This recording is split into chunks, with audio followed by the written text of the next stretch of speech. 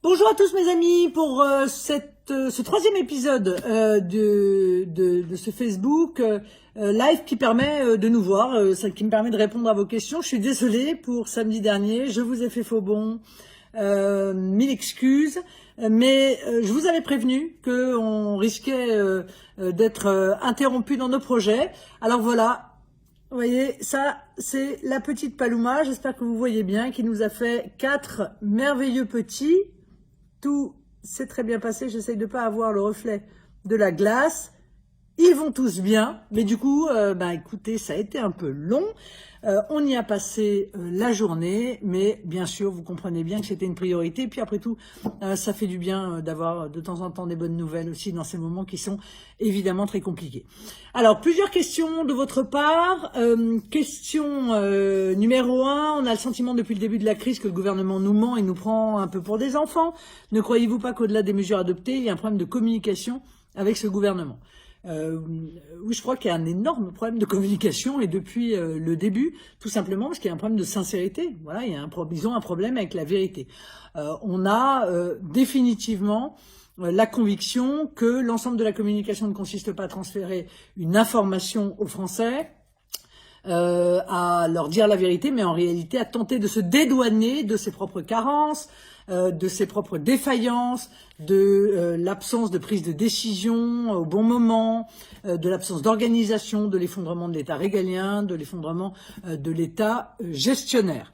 Je pense que chacun en a pris conscience. Ça a été dès le départ d'ailleurs avec l'opération de Creil, souvenez-vous, hein, on nous a dit tout est sous contrôle, il n'y a pas de problème, on a ramené les Français rapatriés, tout le monde a été testé, les militaires, bon en réalité on a su semble-t-il qu'il y avait des doutes sur le fait qu'ils aient été testés, que en réalité ils n'avaient pas été mis en quarantaine, contrairement à ce qui a été dit, même si la grande muette sait l'être quand on lui demande, et puis après ça a été les masques, il fallait pas en mettre, ça servait à rien, et puis en fait on n'était pas capable de savoir les mettre, tout ça pour cacher le fait qu'il n'y en avait pas, et depuis un mois et demi c'est ordre, contre-ordre, on nous dit tout, ratatou, l'inverse de tout, enfin comment voulez-vous que les Français puissent avoir confiance dans le gouvernement avec une communication comme ça? Je vous signale que dans d'autres pays c'est pas du tout comme ça que ça s'est passé, et beaucoup d'observateurs notent que par exemple Merkel, hein, c'est pas ma tasse de thé, elle est pas vraiment même pas vraiment, c'est le moins qu'on puisse dire la politique que je souhaite, mais en l'occurrence dans cette crise, elle parle aux Allemands comme un peuple adulte, comme un peuple majeur. Nous, on nous prend encore une fois pour des mineurs, pour des enfants, et on tente de nous faire prendre des vessies pour des lanternes, ce qui est particulièrement inefficace, hein, puisque du coup ça rompt la confiance, et puis extrêmement désagréable. Alors, on a vu d'ailleurs l'explosion en vol de Mme Sibeth Ndiaye, la porte-parole du gouvernement, dont le moins qu'on puisse dire, c'est que elle aussi, elle aura réussi à nous dire absolument n'importe quoi sur des sujets qui sont pourtant évidemment des sujets qui sont essentiels. Alors, on a caché le fait qu'il n'y avait pas de tests, assez de tests, on a caché le fait qu'il n'y avait pas de masques, assez de masques. Aujourd'hui, c'est vrai qu'on a toutes les raisons de s'inquiéter pour demain. Vous avez critiqué le fait que le gouvernement n'avait pas mis en œuvre la stratégie de l'OMS, tester, isoler, traiter. N'avez-vous pas le sentiment que, ça y est, cette stratégie est enfin mise en œuvre dans le cadre du déconfinement? Ben non, j'ai pas ce sentiment. J'ai pas ce sentiment. Je vous rappelle que je crois que le test, c'est essentiel. Parce que c'est ça qui permet de savoir qui est contaminé, et donc d'isoler la personne qui est contaminée pour qu'elle évite de contaminer tous les autres. Bon, qu'est-ce qui s'est passé en réalité depuis le début de cette crise? Bon, je vous passe le tout début où on nous a dit il faut appeler le 15 et surtout pas aller voir vos médecins. Bon, évidemment le 15 a été tout à fait surchargé très vite, et donc on a dit aux gens écoutez, si vous avez les symptômes, appelez votre médecin et n'appelez le 15 que quand vous êtes gravement atteint. Bon, et en fait on a testé que les gens qui ont été hospitalisés. C'est ça la réalité, c'est-à-dire en fait une infime minorité. Puisqu'on nous dit dans un même temps qu'il n'y a que à peu près 2% de cas graves. Donc il n'y a que 2% de gens qui ont été testés. Tous les autres, ils ont une suspicion de Covid-19 et ils ont été renvoyés chez eux avec du Doliprane. Et renvoyés chez eux, ils ont contaminé évidemment les gens qui étaient autour d'eux. Et on a vu une explosion des contaminations intrafamiliales. On s'est dit, quand le confinement a été décidé, je vous rappelle que le confinement était un échec, hein, puisque quand on confine totalement, c'est qu'on a raté la première phase, qui est la phase d'endiguement de l'épidémie. Je me suis dit, quand tout le monde a été confiné, du coup, ils vont se mettre à tester massivement. et notamment tous ceux qui travaillent. Comme ça, tous ceux qui sont dehors, qui sont amenés à sortir et qui ont le virus, seront testés. Et lorsqu'on verra symptomatique ou asymptomatique, puisqu'il y a 85% de gens qui n'ont aucun symptôme et qui pourtant ont le virus et peuvent le transmettre. Quand on aura testé tous ceux qui travaillent, ça permettra d'isoler ceux qui ont le virus, et comme tous les autres sont confinés, eh bien, on pourra reprendre la main, de manière offensive sur ce virus. Ça n'est pas du tout, encore une fois, le choix qui a été fait, et c'est même pas le choix qui est fait pour le 11 mai.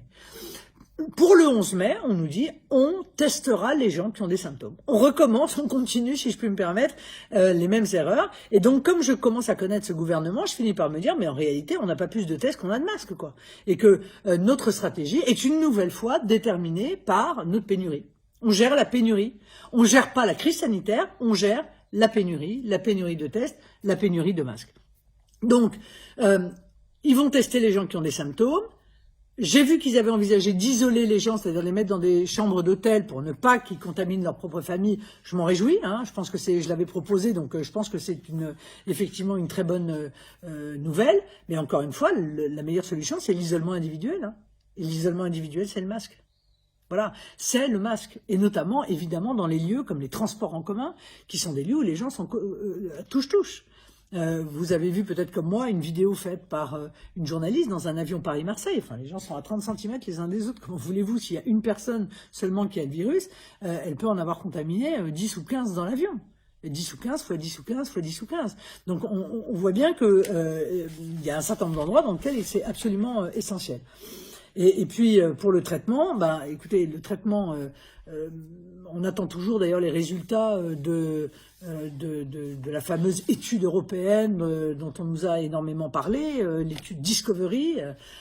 Je crois que le 22 mars, on nous avait dit que dans les 15 jours, on l'aurait, et on l'a toujours pas. Et on se pose toujours la question, parce que moi j'ai pas la réponse, est-ce que l'association hydroxychloroquine-azithromycine a été testée dès les premiers symptômes? Pas sur les cas graves qui sont hospitalisés, parce que là on sait que ça ne fonctionne pas. Dès les premiers symptômes, est-ce que ça a fait l'objet d'un test en bonne et due forme, en respectant toutes les normes, etc., etc. J'en suis même pas sûr encore au moment où on se parle. Je suis même pas sûr que cette étude ait été faite. Donc il n'y a pas de traitement, ça veut dire qu'on n'a pas traité les gens, mais on les a même pas traités quand ils avaient une aggravation de leur situation, je pense aux EHPAD. On a traité beaucoup de gens à l'hôpital, mais dans les EHPAD, on a choisi de ne pas traiter les personnes âgées. Et on a dit que la réanimation n'était pas utile, et en réalité, on a laissé les gens dans les EHPAD. Et on les a pas testés. Donc, on teste, mais au compte-gouttes, c'est très lent, à la vitesse de l'escargot, on teste les EHPAD, alors qu'on devrait urgemment tester tous les endroits confinés, et évidemment les EHPAD en premier, parce qu'on sait très bien que lorsqu'une personne âgée en EHPAD, qui parfois évidemment a des maladies parallèles, est touchée, la situation peut s'aggraver extrêmement rapidement. On ne l'a pas fait. Moi, je pense qu'un jour, les ARS, enfin l'ARS et le ministère de la Santé devra s'expliquer sur la situation des EHPAD et sur les choix qui ont été faits dans les EHPAD. Question 3. Vous semblez suivre ce dossier avec beaucoup d'attention. Quelles bonnes idées emprunter à des pays ou organismes étrangers conseillerez-vous pour la France? Tout. Il faut tout mettre en œuvre en même temps. Le contrôle systématique aux frontières de tous les arrivants, avec prise de température, déclaration sanitaire, c'est d'ailleurs ce que recommande l'OMS. L'OMS n'a pas été parfait, c'est le moins qu'on puisse dire, sur le sujet de la crise sanitaire, mais ça, c'est évidemment une bonne chose. Tester massivement, comme l'Allemagne est en train de le faire, je crois elle était à 300 000, elle est à 500 000 tests par semaine. Il faut tester au maximum pour pouvoir isoler, encore une fois, ceux qui ont le virus, qu'ils soient asymptomatiques ou qu'ils soient asymptomatiques. Mettre évidemment immédiatement une sorte de barrière sanitaire quand il y a un cluster. Quand c'est bien fait, ça fonctionne. Moi, j'ai le sentiment, j'ai pas eu d'informations contraires, j'ai le sentiment que, par exemple, le foyer d'infection cluster, c'est vrai que c'est un nom que je sais pas pourquoi je l'utilise, parce que ça m'agace qu'on parle anglais, alors que foyer d'infection, c'est très bien. Le foyer d'épidémie, par exemple, de Bretagne, Carnac, Crac, Saint-Philibert, évidemment, je m'y suis intéressé parce que comme on est un peu de la Trinité-sur-Mer, c'était un peu chez nous, ben, j'ai le sentiment que celui-là a été bien maîtrisé et qu'il ne s'est pas diffusé de manière anormale comme ça a été le cas dans d'autres endroits, notamment dans l'Est qui a été extrêmement touché. Donc ça, il faut le faire parce que ça fonctionne très bien. Imposer le port du masque dans l'espace public pendant un certain nombre de semaines, il va falloir qu'on mette des masques. Voilà, c'est essentiel et encore une fois, dans les transports, c'est un confinement individuel. C'est la seule chose qu'on a. Je veux dire, on n'a pas de vaccin. Manifestement, pour l'instant, le gouvernement nous dit qu'il n'y a pas de traitement qui soit efficace, donc pas de vaccin, pas de traitement. La seule chose qu'on peut, c'est mettre en place de la prévention et le masque est un des seuls éléments de prévention véritablement efficace. Je suis d'accord avec Philippe Juvin d'ailleurs, hein, qui l'a dit, il faut mettre un masque et il faut tout de suite, pas attendre le 11 mai. Tout de suite, quand on sort, il faut un masque et tout de suite, on devrait mettre en place une grande politique de test. Mais enfin, le gouvernement semble là encore gérer la pénurie. Il faut désinfecter les lieux publics, hein, tous les lieux où il y a beaucoup de monde, les gares, évidemment, là où il y a beaucoup de brassages, les ascenseurs, les poignées de porte, les rampes d'escalier mécaniques. Ça me paraît essentiel. Là encore, ce sont des recommandations qui sont faites par les agences sanitaires. Il faut évidemment participer au prélèvement sur les eaux usées. Je pense que c'est intéressant pour savoir quel est le niveau de contamination. Il faut peut-être réfléchir à des plexiglas pour les bureaux, notamment, évidemment pour les administrations, bien sûr, hein, c'est-à-dire tous les endroits où on est à quelques centimètres les uns des autres, peut-être même à l'école, puisque le gouvernement a décidé de réouvrir les écoles. Je vous dirai tout à l'heure ce que j'en pense, hein, parce que je suis évidemment très réservé là-dessus, mais enfin bon, c'est comme ça. Et puis installer des portiques infrarouges dans les gares, dans les aéroports, ce qui permet de voir les gens qui ont de la température, tout ça, ça a été fait, encore une fois, dans nombre d'autres pays, et je pense que ça fait partie de l'ensemble des mesures qui pourraient rendre le déconfinement efficient. Inès me demande quel film sympa j'ai vu et qu'est-ce que je recommanderais en cette période de confinement. Alors bon, pour ceux qui ont un jardin, je recommande le jardinage. Vous savez que j'aime beaucoup ça, parce que ça vide la tête et que c'est un grand bonheur de pouvoir voir pousser ses fleurs, y compris sur un balcon d'ailleurs, hein, quand on en a un. Et concernant les films, moi j'ai revu avec un immense plaisir, c'est un film romantique, mais on l'est tous un peu quand même romantique, ça s'appelle Rencontre avec Joe Black. Vraiment, je vous le conseille, c'est chavirant. Enfin, moi, c'est un film qui m'a beaucoup touché. Et puis, pour ceux qui sont plutôt films d'action, Fast and Furious 8, je vous le conseille vivement. Ça dépote, comme on dit. Et c'est vraiment, j'aime bien, moi. Fast and Furious, c'est une des séries de films d'action que j'apprécie beaucoup. J'ai une question d'Arnaud. Bonjour Marine, Emmanuel Macron a décidé seul de réouvrir les écoles, alors que son conseil scientifique préconisait d'attendre septembre comme en Italie. Je sais que vous en avez déjà parlé. Qu'est-ce que vous en pensez ?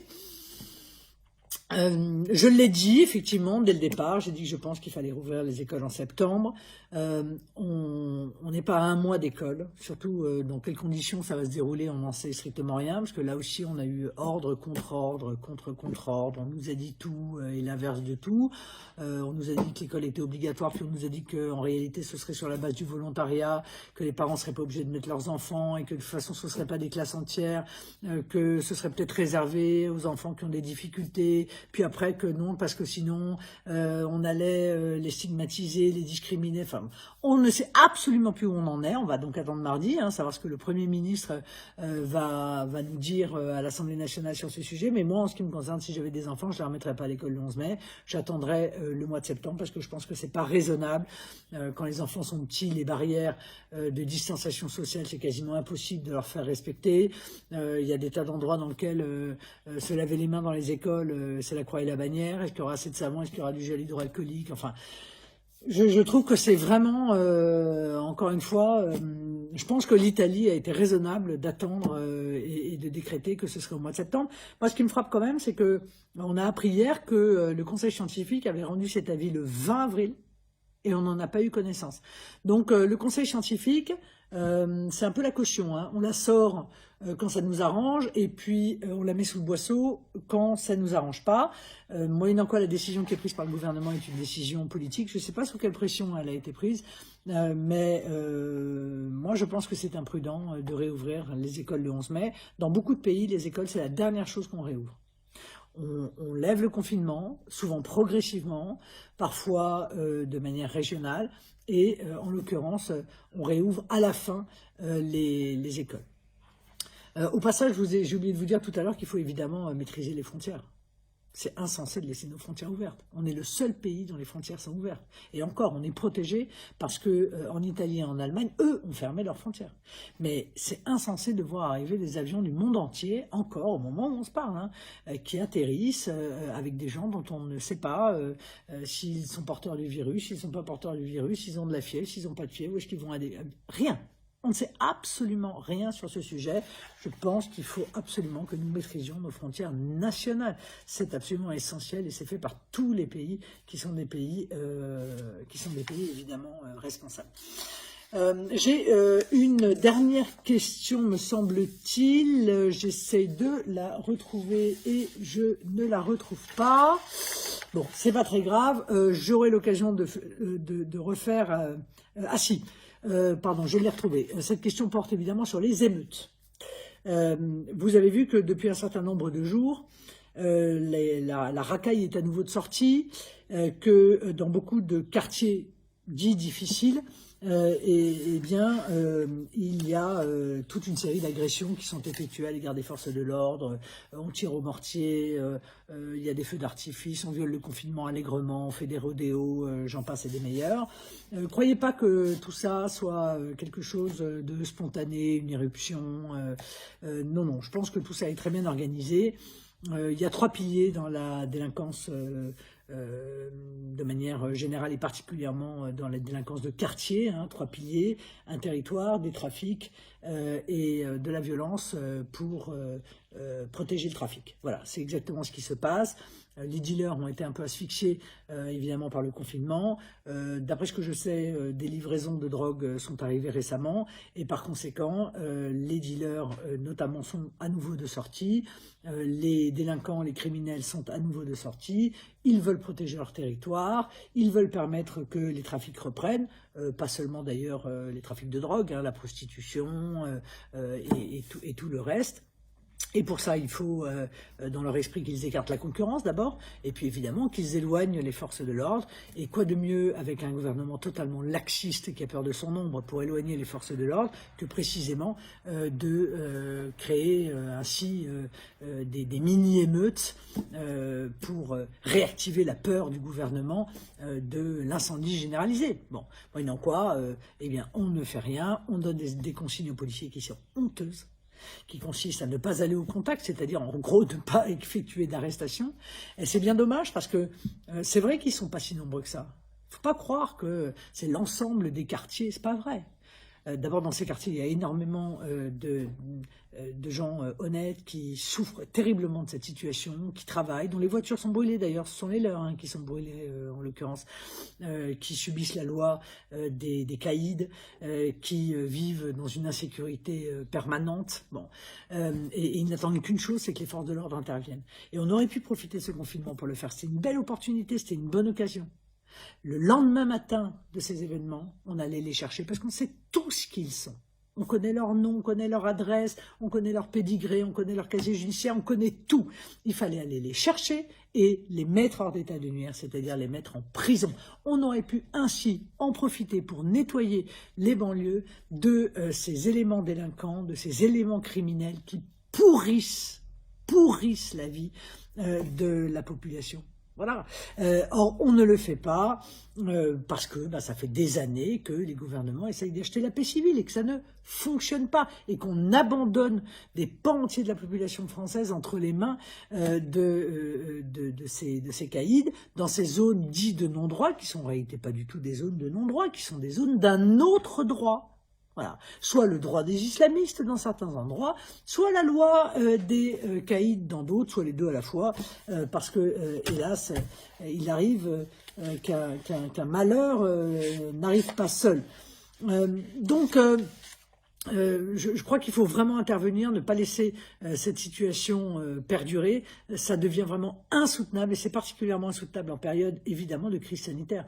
Moi, je vais vous dire, hein, je pense qu'il faudrait aggraver les sanctions quand on est ainsi en période sanitaire. Parce que profiter de la crise sanitaire pour commettre des délits et des crimes, c'est encore plus insupportable.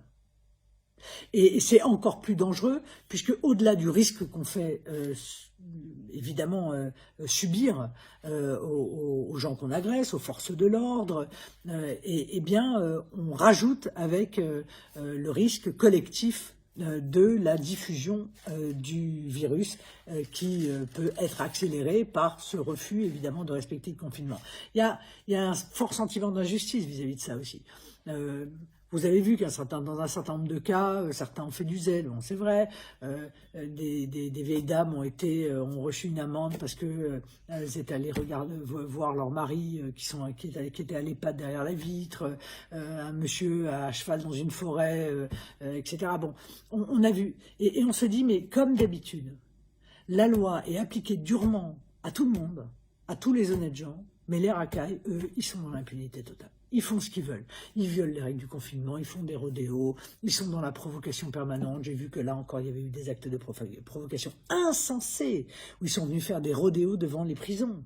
Mais est-ce qu'on va se laisser humilier, ridiculiser comme ça pendant longtemps? Parce que au-delà, je veux dire, du gouvernement qui se fait humilier, c'est nous tous qui sommes humiliés par ce type de comportement. Humiliés, indignés par ce type de comportement. Nous réclamons rien de plus que la justice et en l'occurrence la fermeté, parce qu'on sait que le laxisme engendre l'aggravation de ce type de comportement. Voilà mes chers amis, merci d'avoir suivi ce Facebook, désolé de ce contretemps qui était quand même joyeux, l'air de rien. Et puis on se retrouvera, je l'espère, pour un nouveau Facebook. Je vous demande à tous de pas, si possible, baisser les bras face à ces derniers jours de confinement. Je sais que c'est compliqué, que c'est difficile, que c'est un sacrifice.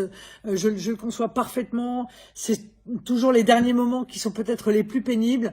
Mais il faut pas baisser les bras, il faut pas réduire notre effort, parce que véritablement, l'effort collectif que nous faisons doit nous permettre de vaincre ce virus, pour peu que le gouvernement arrête d'être dans une stratégie défensive et être une vraie stratégie offensive de tests massifs, de distribution massive de masques à tout le monde. Au passage, pour les masques, j'aimerais bien que le gouvernement fasse attention au prix des masques dits grand public, parce que on m'a donné des informations où des pharmacies, semble-t-il, vendaient ces masques à un prix qui était très supérieur au prix normal de vente. Voilà, alors attention à ça, parce qu'il ne faudrait pas qu'en plus les Français n'aient pas la capacité de pouvoir acheter ces masques lavables, parce qu'ils seraient présentés à un prix qui serait un peu prohibitif. Hein. Encore une fois, il est important que tout le monde en ait, donc le gouvernement doit faire en sorte que tout le monde en ait, et que tout le monde en ait évidemment à un prix raisonnable. Bon courage à vous, bonne chance pour la fin de ce confinement, et à très bientôt.